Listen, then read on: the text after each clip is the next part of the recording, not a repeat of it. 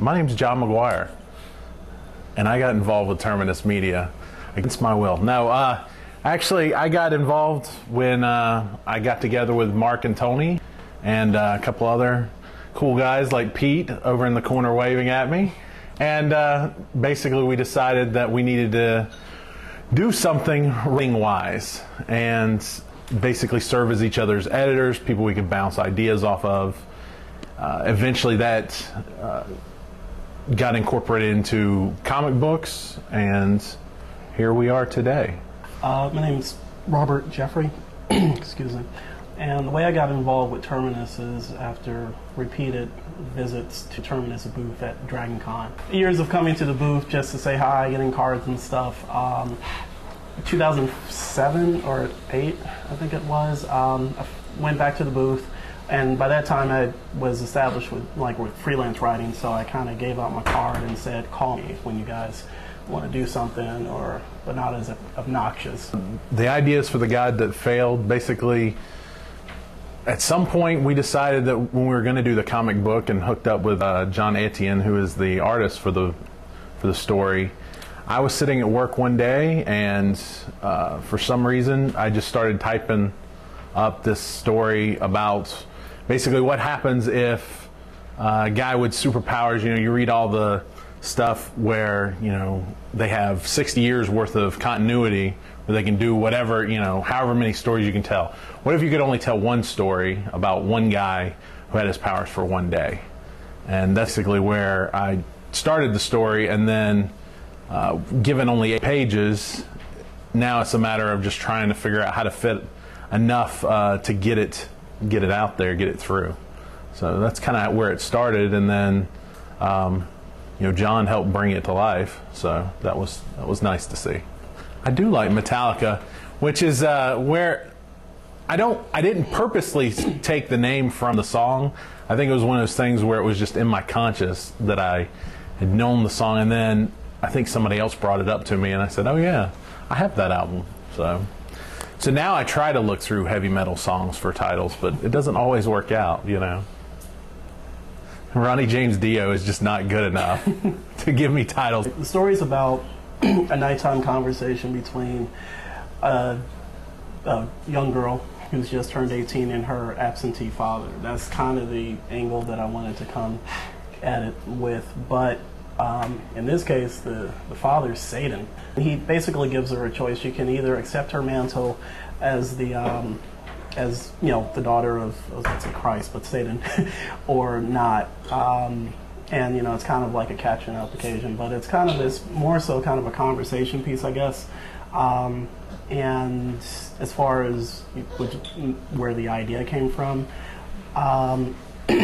Just pretty much I just wanted to kind of just have a conversation between a girl who's just met her father for the first time and this horrible circumstance that in these horrible circumstances. But and it kind of literally just hit me while I was at work one day when I should have been doing work. But originally I wanted to do School Days meets Carrie, but I was like, I don't think Spike Lee would go for that.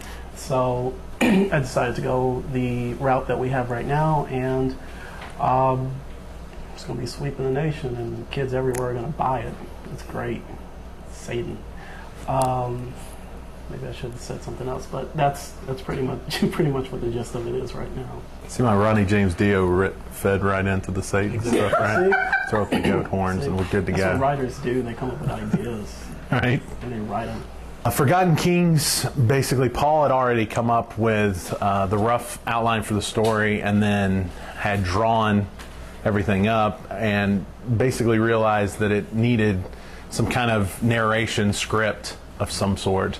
So I just approached it almost like a Mutual of Omaha's Wild Kingdom with dinosaurs to do the, where you'd always have the narrator as you're watching the lions, go about hunting or whatever. Just applied that towards the dinosaurs and set up the different rules for the rules of the kingdom, the animal kingdom. And I think Paul's strength is certainly he knows how to draw the dinosaurs. He knows how they look. So I was just more window dressing than anything else. Just trying not to screw his stuff up. So the art of the deal as far as how I came up with the idea versus how it turned out. Actually, basically you have the two characters. One is effectively representing either heaven or the good side of things, and the other is, if not the devil or a demon, then somebody that's not so nice. So the whole idea was just that, basically kind of akin to the book of Job, where you have a bet between God and the devil. This is taking that to another level, where they're just playing a poker game, and instead of trying to win the souls over the old-fashioned way, the hard way, and work at it and try to corrupt them or whatever, it's much easier for the devil to just cheat in a poker game and win it that way, or even just flat out beat his opponent. So effectively the two of them are put the town's souls stakes, and it doesn't turn out well for the town. The advice I would have for emergent talent would be to I guess just try to find other like-minded individuals. At the end of the day, as long as you got somebody to bounce ideas off of, as long as you can talk about whatever it is you're trying to do, whether it's art or writing or inking or coloring or any of that stuff, then I think that's going to help you more than anything else. And at the beginning of all this, it was just about a few writers trying to help each other out, encourage each other to actually put pen to paper. I think that's the most important thing, because at the end of the day, if you haven't written anything, well, then it's kind of a wasted day. Basically, just do it. Just if you're an artist, draw. If you're a writer, write. I hate to just rip off of Nike, but it's as simple as that. That's kind of first and foremost. Sit back and just kind of evaluate if this is something that you want to do. If it's like an overriding kind of, if you have a love and a desire for it, if it helps you maintain your sanity like it does with me, because I'm crazy, but especially with the place where I work anyways. It's a good outlet, but definitely be prepared for rejection, and don't take everything personally. That's definitely something I would suggest. And like I said, with being the new kid on the block, I just recommend just being open to taking whatever advice may come your way. Just be open to criticism and just roll with it. That's about it.